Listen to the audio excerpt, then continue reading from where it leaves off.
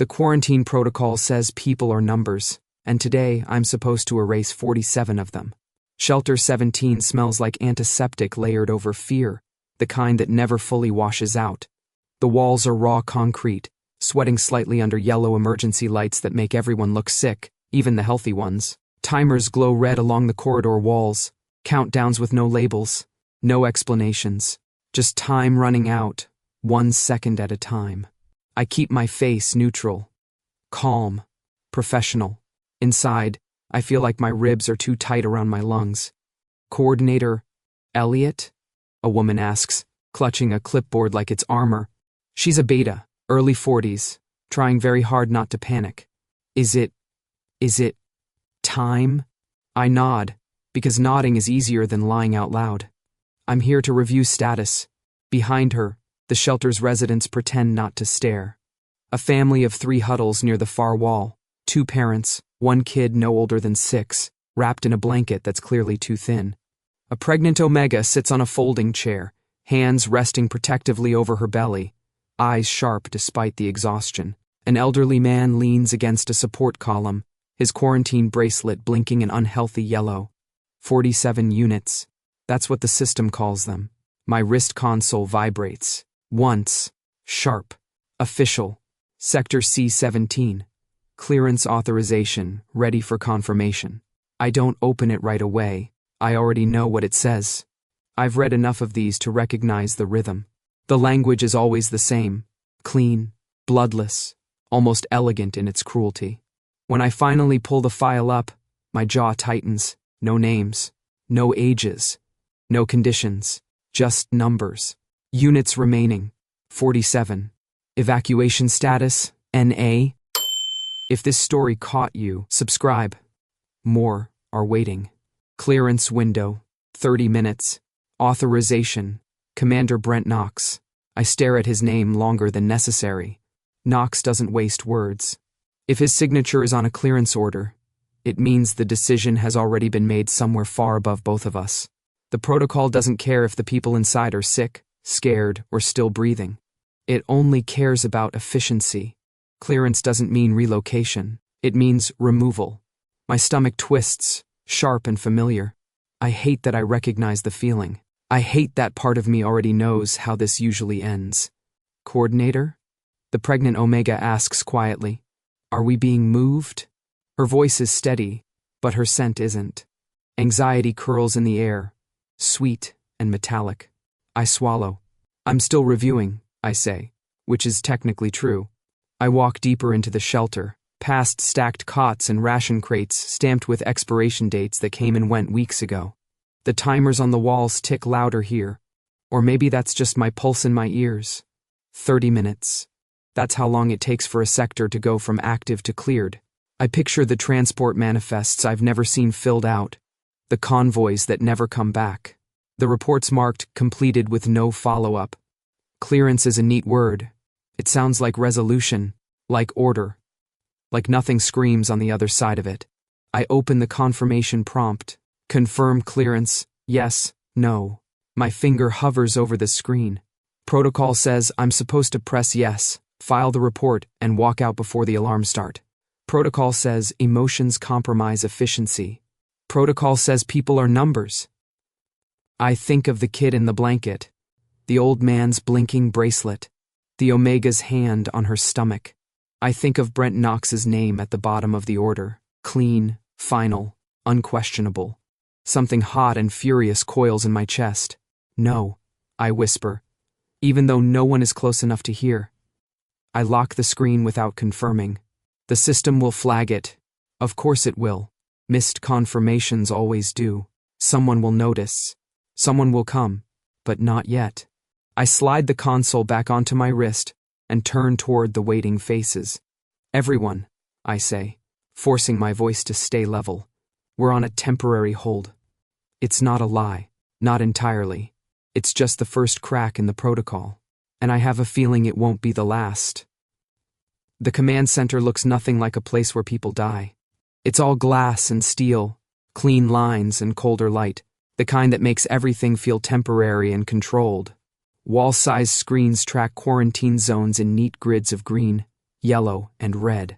Timelines scroll. Data updates in real time. If you didn't know better, you'd think this was a place where problems get solved. I step inside and feel instantly out of place in my worn coordinator jacket, still smelling faintly of antiseptic and shelter air. Fear doesn't belong here. Neither do I. Coordinator Elliot. The voice is calm. Flat. Alpha. I turn. Brent Knox stands at the center console like it was built around him. Tall. Broad-shouldered. Posture straight enough to make gravity nervous. His uniform is immaculate. Dark fabric pulled tight across muscle. Insignia precise and unwrinkled. He doesn't look angry. That somehow makes it worse. You missed a confirmation, he says, eyes flicking briefly to a screen before settling on me. Assessing. Measuring. Shelter 17. I tilt my head. I was reviewing the data. His jaw tightens a fraction. The data was clear. So were the people. I shoot back. Breathing. Talking. Still alive last I checked. A flicker of irritation crosses his face. Good. At least he's human enough for that. This isn't about feelings, Brent says. It's about containment. There it is, I mutter. The speech. He steps closer. One pace. Deliberate. The scent of him hits me a second later. Clean, sharp, unmistakably alpha. Command and control wrapped in something dark and metallic. My body reacts before my brain can stop it. A stupid, traitorous flare of awareness curling low in my gut. I hate that. You're letting emotion cloud your judgment, he says. That makes you a liability. I laugh, short and humorless. Funny. From where I'm standing, you're letting protocol do the same thing. His eyes narrow. You don't get to question orders. I get to question anything that ends with people disappearing. I snap. You call it clearance. I call it execution with better branding. Silence snaps between us, sharp as glass. For a moment, I think he might actually throw me out. Or have me escorted. That's what an alpha like him is supposed to do. Remove the problem, restore order. Instead, he exhales slowly, controlled, almost irritated with himself. You think I enjoy this? He asks. You think I sign those orders because I like them? I think you sign them because it's easier than looking at the consequences, I say, before I can stop myself. The air thickens. His scent spikes. Anger, yes, but something else too. Tension. Focus. Careful, Brent warns quietly. Your job exists because this system exists. And it fails because people like you keep pretending it's flawless. I shoot back. We stand there, too close, staring each other down like this is a battlefield instead of a command center. My heart is racing. His is steady. Or maybe he's just better at hiding it. You will file the confirmation, he says finally. Today, I meet his gaze and don't look away. No, the word lands between us, heavy and final. For a long second, I think that's it. That I've crossed a line I can't uncross. Instead, Brent turns back to the console. Get out, he says. Voice clipped. Before you make this worse. I leave with my pulse pounding and my instincts screaming. Behind me, the screens keep glowing. And for the first time, I'm not sure which of us scares the other more. There's a rule they never write down. If you make something routine, people stop questioning it. Shelter coordination runs on routines. I spend the next 2 days moving between facilities, scanning wristbands, checking inventories, stamping forms that mean everything and nothing at the same time. Every shelter looks different on paper. In reality, they're all the same. Concrete corridors, recycled air, lists taped to walls like prayers no one expects to be answered. Occupancy, rations, status, clearance readiness, words stacked neatly to hide what's missing. Unit count dropped again, Mara says as she walks beside me, tablet tucked under her arm.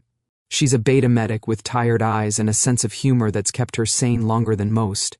3 from Shelter 9. No transfer logged. Of course not, I say. Transfers are imaginary, like breaks, or upper management accountability. She snorts despite herself. You're going to get flagged. I already have. I reply lightly. I'm collecting them. like merit badges. We stop in front of a digital board listing residents by ID numbers. Not names. Never names. Names make things inconvenient. A cluster of IDs blinks gray. Those weren't cleared, Mara says quietly. I already know. I've been tracking the gaps for weeks, overlaying reports, comparing intake numbers with outputs that never quite add up. People don't leave shelters. They just stop appearing on lists. Temporary measures, the memos call it. Temporary has been going on for 3 months. Back in my office, a glorified storage room with a desk, I pull up the reports I filed yesterday. The system wants confirmations, percentages, neat little checkboxes that say compliant. I give it something else. Shelter 17 status changes from clearance ready to supply delay, review required. Shelter 12 suddenly needs a structural assessment. Shelter 9 gets flagged for medical reevaluation. All technically valid. All complete nonsense. I sign them with a flourish and lean back, rubbing my temples. This is not what your job description says, Mara remarks from the doorway. My job description also didn't mention watching people vanish, I say. Yet here we are. She studies me for a moment. You know what you are, right? Tired. An omega, with access. I smile thinly. The system really hates that. Being an omega in coordination is a balancing act. They like us empathetic enough to manage people, compliant enough not to question authority. I learned early how to sound agreeable while doing whatever the hell I wanted behind the scenes. Paperwork is a weapon if you know how to aim it. I print out a fresh set of reports and stamp them, pending, under review, awaiting approval. Labels that buy time. Not much, but enough. As I walk the corridors again, people look at me with hope they're trying not to feel. I don't promise anything. Promises are dangerous, but when the timers tick a little slower, when a clearance doesn't come through, when a family sleeps one more night under yellow lights, that's something. Somewhere above me, commanders argue over data and efficiency. Somewhere below, shelters keep breathing, quietly defying the system just by existing. And I keep filing lies. Because in a world where bureaucracy decides who lives, delaying the paperwork is the closest thing to mercy I have. The command center at night feels like a confession booth. The glass walls reflect empty corridors and blinking status lights, the kind of silence that only exists when everyone who could stop you has gone home. Screens glow softer now, dimmed to night mode, bathing the room in cold blues and whites. The zones are still there. The timers still tick. I'm not supposed to be here. That's the first rule I break. The second is rerouting Shelter 17's clearance request into a review. Loops so deep, it will take at least 12 hours to surface again. Long enough for morning shifts. Long enough for complications. Long enough for someone else to hesitate. I'm halfway through editing the log when my wrist console vibrates. Commander Knox requests your presence. Immediate. So much for subtlety. He's already there when I step into the center, jacket off, sleeves rolled to, the forearms, uniform abandoned, in favor of something looser, more dangerous. He looks less like an icon now and more like a man who hasn't slept. You altered the clearance, Brent says without preamble. I don't bother pretending otherwise. I corrected it. You buried it. Yes. The word echoes between us. Clean. Unapologetic. He turns slowly, eyes sharp. Do you have any idea what that does to the chain of command? I have a very clear idea of what it does to 47 people, I reply. They're still alive. His jaw clenches. The screens behind him scroll, indifferent. This system exists to prevent collapse, he says. You undermine it. You risk everything. I step closer, heart pounding but voice steady. No. The system exists to look efficient while it eats its own failures. I'm just refusing to help. For a long moment, he says nothing. Then, quietly, you don't know the full picture. Then show it to me, I shoot back. Because from where I'm standing, temporary measures look permanent and clearance looks a lot like disappearance.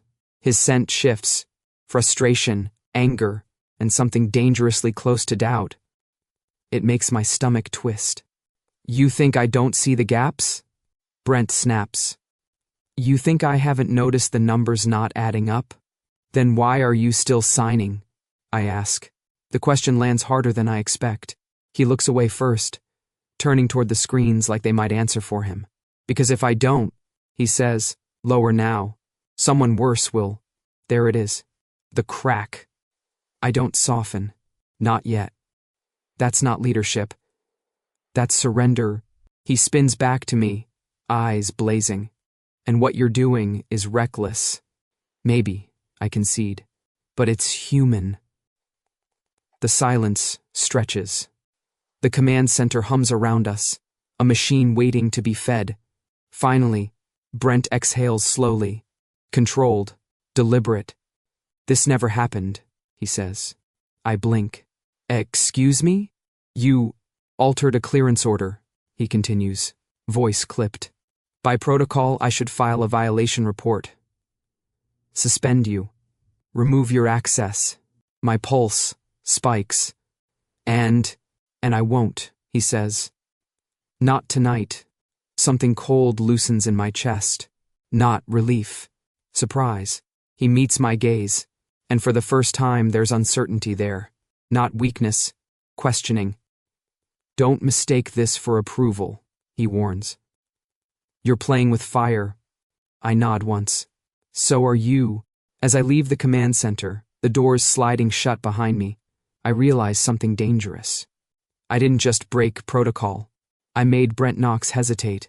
And whatever lives under that uniform just woke up. The evacuation was never supposed to happen. That's what makes it work. The zone is quiet in the way only restricted areas get. Too quiet, stretched thin by patrol routes and automated surveillance. Floodlights cut pale cones through the darkness, leaving the spaces between them soaked in shadow. Drones hum overhead, lazy and lethal, their sensors sweeping in methodical arcs.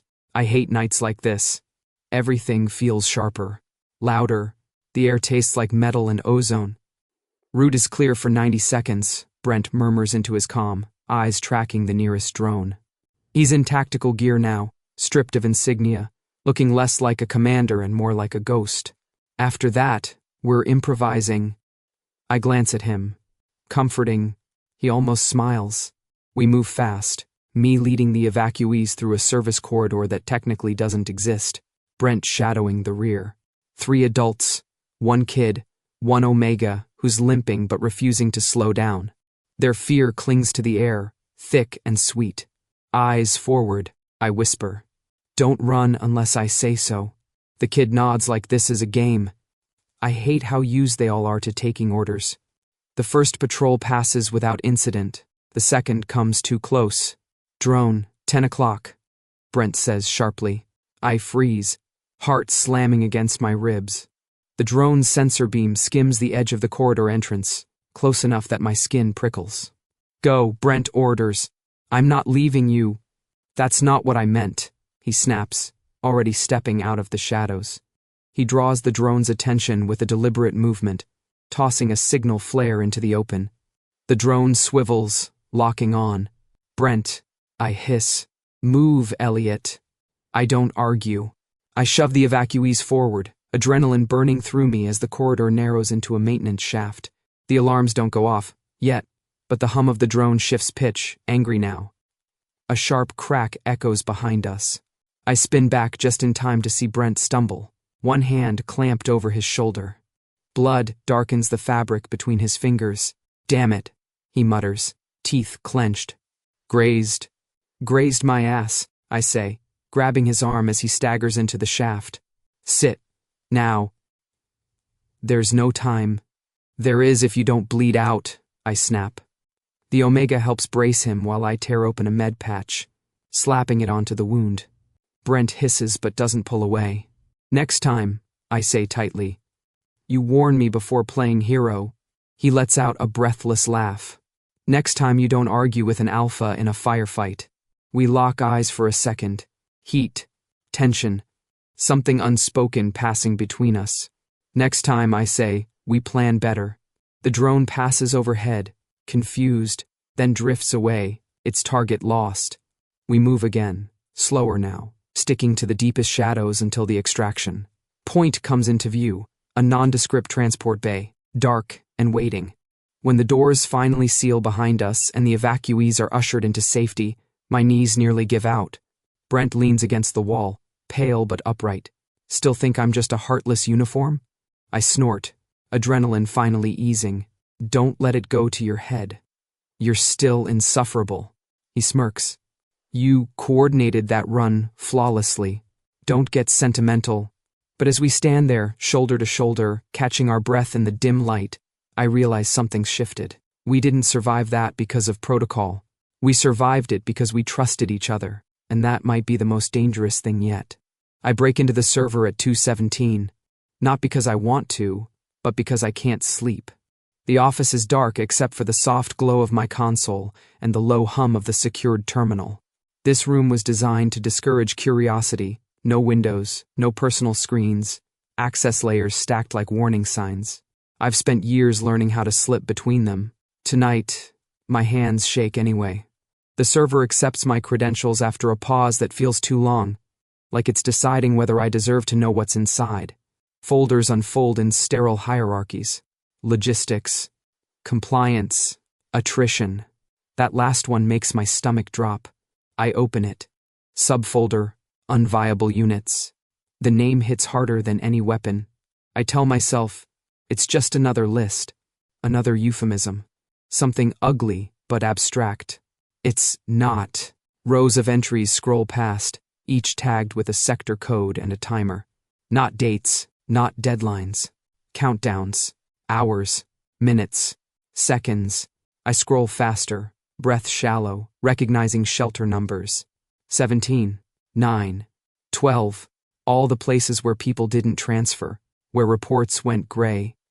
This can't be real, I whisper, even as the proof stares back at me. The system doesn't wait for clearances. It waits for time to run out. My vision blurs. I blink hard and keep scrolling. Then I see it. Elliot. Coordinator status. Unviable. Timer. 14 days. 3:12:9. The room tilts. For a long second, I can't breathe. My name looks wrong in that font. Stripped of context. Reduced to something disposable. I press my palm flat against the desk, grounding myself against the rising panic. They were never planning to let me walk away. I scroll again. Slower now, dread coiling tighter with every entry. And then, Knox, Brent, command authority, unviable. Timer, 21 days, 1844-2. My heart slams so hard it hurts. No, I breathe. No, commanders aren't supposed to be on lists like this. Alphas don't get erased quietly. They get reassigned, promoted, moved somewhere safer. Unless they know too much. Unless they stop being useful. Rage burns through the shock, hot and clarifying. This isn't quarantine. It's inventory management. A slow purge wrapped in protocols and justifications, designed to clean up loose ends without ever calling it what it is. I think of Brent bleeding in the shadows, choosing to cover my escape. I think of the shelters, the missing names, the timers on the walls. They aren't mistakes. They're features. I disconnect from the server and sit there in the dark, chest heaving, the weight of it all settling in. The system isn't broken. It's working exactly as intended. And now that I know the truth, there's only one thing left to decide: how much I'm willing to burn to stop it. The hangar is empty, except for echoes. It's one of the old logistics bays. Too big, too quiet, stripped down to bare metal and shadow. Overhead lights hum without warmth, casting long, distorted reflections across the concrete floor. If walls could judge, these would. Brent is already there when I arrive, his injured shoulder strapped and stiff, his posture tight with restrained tension. He turns as I step inside, and the look on his face tells me he already knows. I don't bother with pleasantries. They're killing us, I say. All of us. His jaw tightens. Elliot, don't, I snap, closing the distance between us. I saw the list. Unviable units. Timers instead of dates. Shelters instead of names. Silence drops like a blade. You're on it, I continue, voice shaking despite my effort to keep it steady. Did you know that? Or did they forget to mention that part while you were signing off on clearances? His eyes flick away for a fraction of a second. That's answer enough. So you did, I whisper, disbelief burning hotter than anger. You knew. Not all of it, Brent says sharply. I knew there were secondary evaluations. I knew people were being removed. Removed, I repeat bitterly. You mean erased? He runs a hand through his hair, the control I've seen so often finally cracking. I didn't know they were counting down. I didn't know it was systematic. You still signed, I say. You still enforced it. His scent spikes. Guilt, frustration, something dangerously close to fear. What would you have had me do? He demands. Refuse and get replaced? Because that's what happens. If I didn't follow orders, someone worse would. The words hang between us, heavy and exhausted. I stare at him, chest aching. So your defense is that you chose to be the lesser evil. I chose to stay in a position where I could control the damage, he snaps back. Where I could delay, redirect, protect who I could. By sacrificing everyone else? I shoot back. The anger drains out of me all at once, leaving something colder behind. Disappointment. A sharp, hollow ache where certainty used to be. I take a step back. I thought you were cruel because you didn't care, I say quietly. Turns out you care. You're just afraid. The words hit harder than any accusation. Brent looks at me like I've stripped something essential away. You think this is easy? He asks, voice low. You think carrying this doesn't cost anything? I know it does, I reply. I just don't think the price should be other people. For a long moment, neither of us moves. The hangar hums around us, vast and indifferent. Finally, Brent exhales. What do you want from me? I don't answer right away. I think of the list, the timers, the shelters breathing in borrowed time. I want you to stop pretending this system can be fixed from the inside, I say, and start helping me break it. He studies me, searching for something. Recklessness, maybe, or weakness. What he finds makes his shoulders sag instead. This won't end well, he says. I know. Another beat of silence. Then quietly, if we do this, Brent says, there's no protocol to hide behind. I meet his gaze. Good. We don't shake hands. We don't make promises. We just stand there, two people who have finally stopped playing their assigned roles. And in the quiet that follows, the decision is made. The safe zone is misnamed. It's quieter, yes, shielded from patrol routes and most surveillance, but safety is a suggestion here, not a guarantee. The lights are low, warm enough to feel almost domestic, which somehow makes the exposed wiring and bare walls more unsettling. This is where people come when they've already crossed a line. Brent seals the door behind us and activates the dampeners. No signals in, no signals out. We don't have much time, he says. I know, I reply. That's why we need to stop reacting and start choosing. We sit across from each other at a narrow table cluttered with maps and half-assembled equipment. The air between us is different now, tense but not hostile, heavy with things we're not saying. I pull up the projected layout of the zones. The system depends on predictability, I explain. Clearance windows, timers, routine patrols. If we introduce enough errors, it slows everything down. Brent leans in, studying the data. False delays, medical holds, structural reviews. Exactly, I say. Paper cuts. Thousands of them. He exhales, almost a laugh. You're weaponizing bureaucracy. I'm an omega, I say dryly. It's practically tradition. That earns me a real smile. Brief, but genuine. We talk in low voices, refining the plan. How to reroute convoys, which officers can be trusted, which systems are too visible to touch. It feels strange, collaborating like this. Like we've been a team longer than a few hours. At some point, the conversation stalls. The adrenaline fades, leaving behind the weight of what we're risking. Brent's shoulder is still bandaged, blood seeping faintly through the edge. I reach for another med patch without thinking. You should have changed that, I murmur. He stiffens for a moment, then relaxes as I work. His skin is warm under my fingers, his pulse steady. The scent of him is quieter now, Less command, more something human. Familiar. Most people don't touch me without permission, he says softly. Most people don't get shot for me, I reply. Our eyes meet. The space between us feels charged, intimate in a way that has nothing to do with desire and everything to do with trust. My omega instincts hum, not submissive, not yielding, alert, choosing. This is reckless, Brent says, not pulling away. So is caring, I say. He nods once. If this goes wrong, they'll erase us. I know.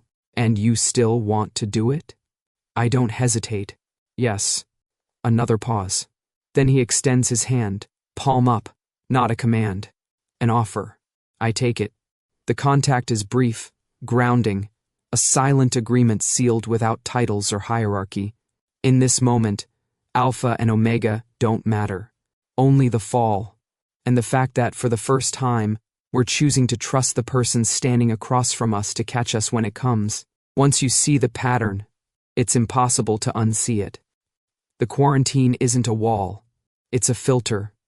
I spend the next 40 to 8 hours inside the shelter network, moving through encrypted channels and backdoors that were never meant to connect. Maps overlap. Timelines sync. Clearance orders align just enough to reveal the truth hiding between them. They don't quarantine outbreaks. They quarantine variables, people who don't fit clean projections, refugees with inconvenient records, alphas who ask too many questions, omegas who won't stay quiet. Entire shelters flagged not for risk, but for inefficiency. The system doesn't want compliance. It wants silence. Brent stands behind me as the data resolves into something ugly and coherent. His presence is steady now, a quiet weight at my back instead of a looming threat. This isn't containment, he says slowly. It's preemptive removal. Welcome to the apocalypse, I mutter. Please enjoy the amenities. We build the counter scheme the only way the system will allow, by pretending to follow it. Each shelter already has a dozen overlapping protocols for delays, medical audits, supply reroutes, structural inspections. No one questions them because everyone's afraid of being responsible if something goes wrong. I compile them into a single operational umbrella. Laundry, I say. Brent blinks. Laundry. Think about it. I continue. Every facility sends it out regularly, untracked, uninteresting. No one asks questions unless it goes missing. A pause. Then Brent huffs a quiet laugh. You're evacuating people as dirty sheets. Clean ones, I correct. We're not monsters. We seed the code across the network. Quiet phrases embedded in routine reports.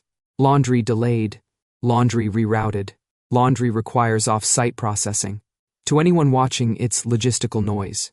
To the coordinators who know what to look for, it's a call to action. The shelters respond faster than I expect. A coordinator in Zone 4 reroutes a night patrol. A medic in 9 flags a fake contamination. Someone I've never met tags a convoy as overcapacity and sends it anyway. They've been waiting, I realize aloud. Brent nods. People always are.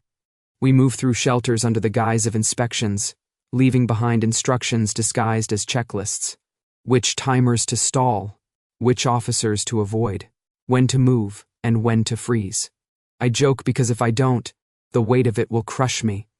If anyone asks, I tell a coordinator as we pass, this is a very aggressive fabric maintenance initiative. She snorts, eyes bright with fear and hope. Finally. These blankets are a crime. The humor spreads, not loud, not reckless, just enough to remind us we're still human. By the end of the second night, the network hums with quiet defiance. Shelters breathe easier. Timers slow. The quarantine still exists on paper. In reality, it's starting to leak. Brent watches the live feeds, his jaw set. Once we start the full run, there's no pulling back. I rest my hands on the console, feeling the vibration of the system under my palms. Good, because now that we've named the lie, the only thing left is to tear it open wide enough for everyone to get through. And if the system collapses in the process, that's just the laundry coming undone.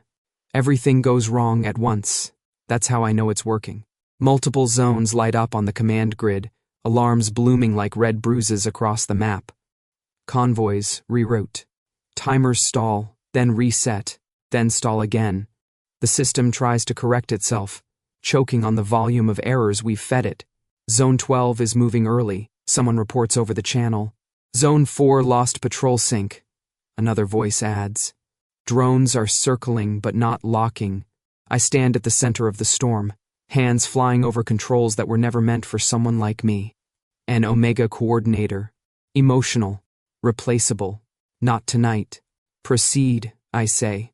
All laundry routes are green. Keep spacing tight. No heroics. Brent is beside me, silent, focused, his presence steady as an anchor. He's not issuing orders. He's listening, watching me.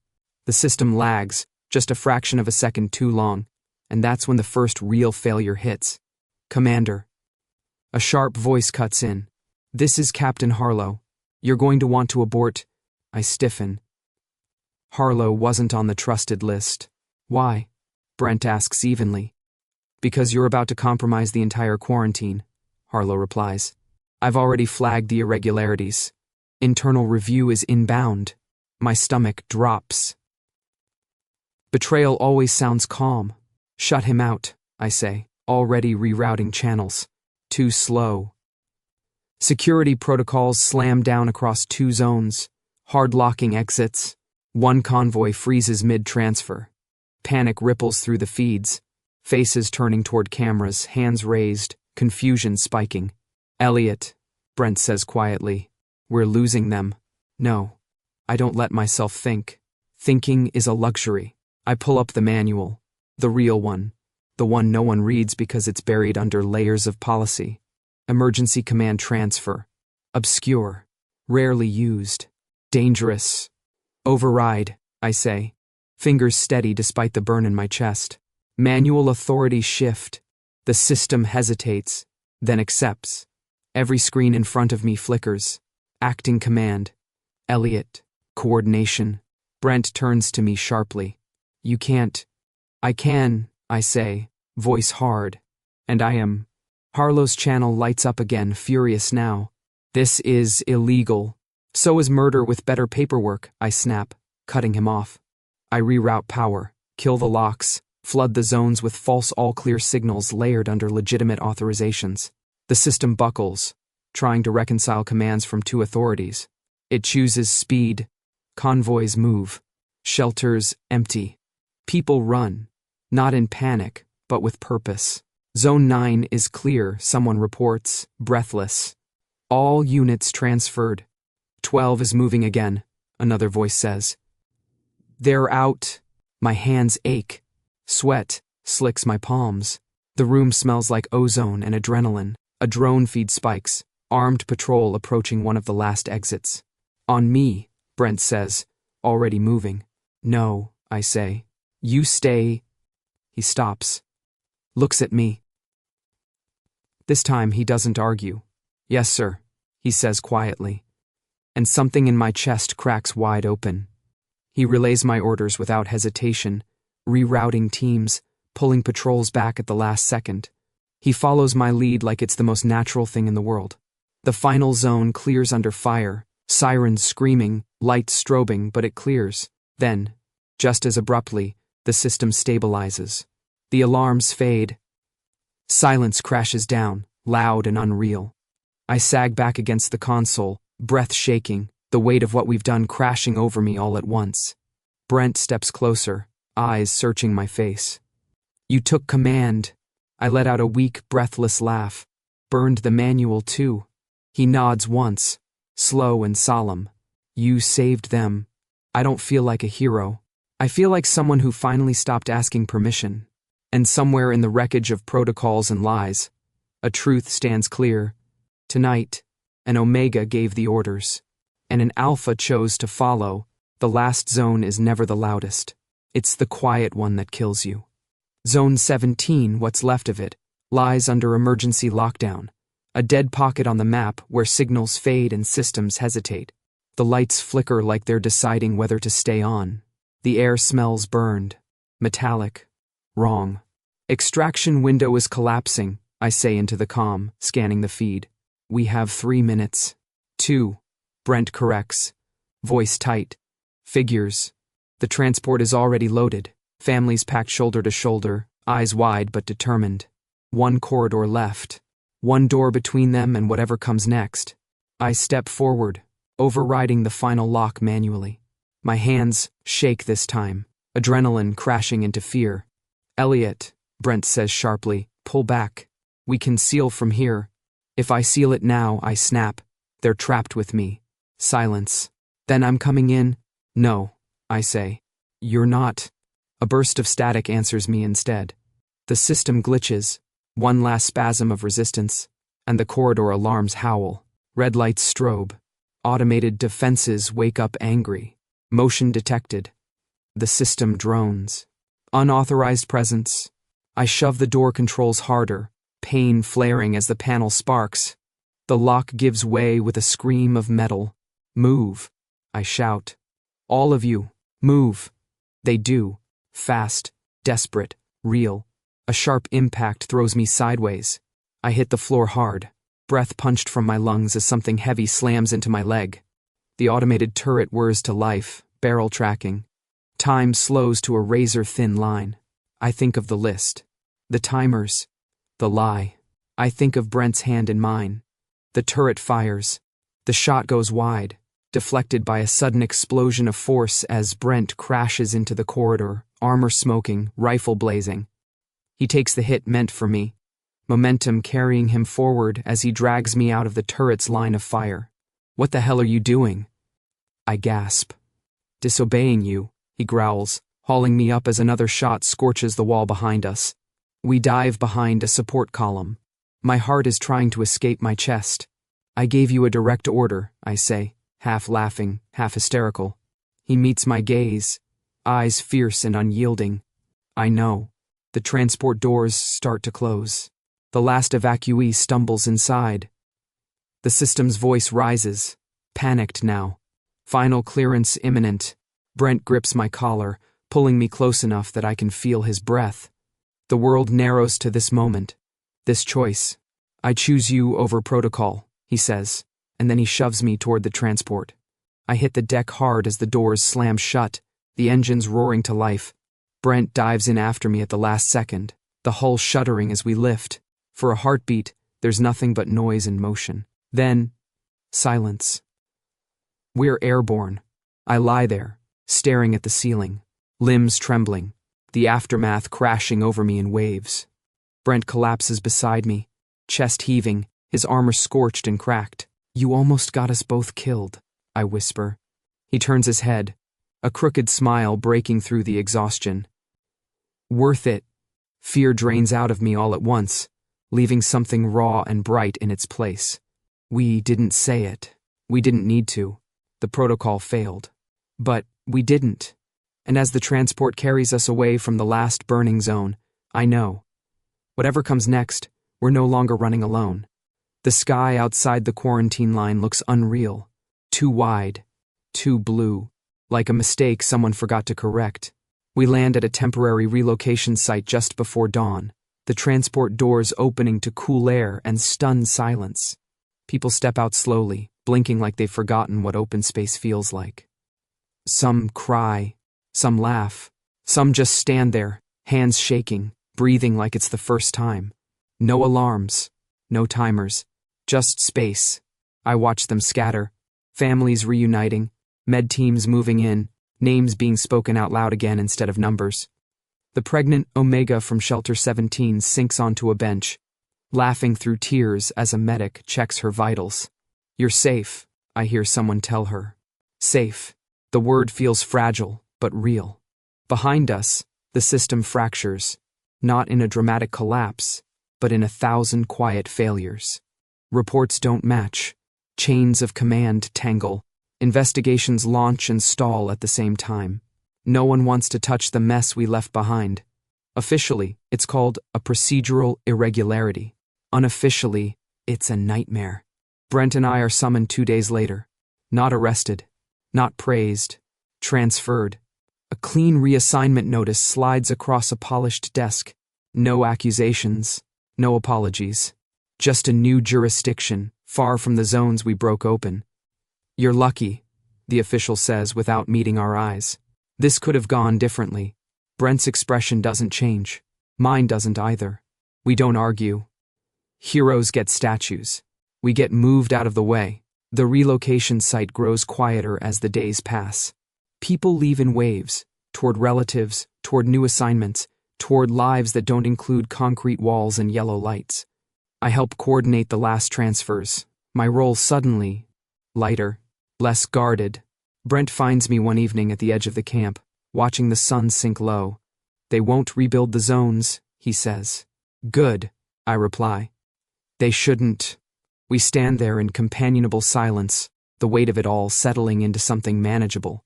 Not gone. Never gone. But carried. They're still calling you difficult, he adds. I smile faintly. I prefer principled. He huffs. They're calling me reckless. Welcome to the club. We aren't celebrated. There are no speeches, no medals, just quiet acknowledgments and careful distance from anyone with too much authority. And honestly, I don't want more than that. As the camp lights flicker on, I realize something simple and grounding. We're alive, not untouchable, not absolved, just here, and after everything the protocol tried to erase, that feels like a victory. The first thing I notice is the silence, not the heavy kind that comes with lockdowns or curfews, but the ordinary kind. Birds somewhere in the distance, wind moving through something that isn't concrete, no alarms, no countdowns blinking in the corner of my vision, no timers. The new operations center is smaller than the old command hub, tucked into a repurposed municipal building far from any former quarantine line. The walls are scuffed, the tech mismatched, the coffee terrible. It's perfect. I run coordination now, real coordination. Evacuations that actually lead somewhere. Shelters with doors that open from the inside.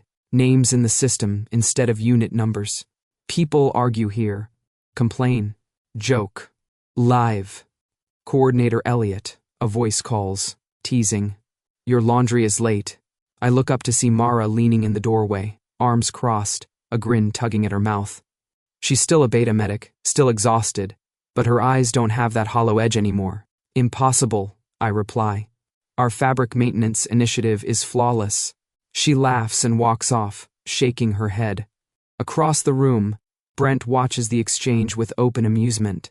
He's out of uniform now. No insignia, no command stripes.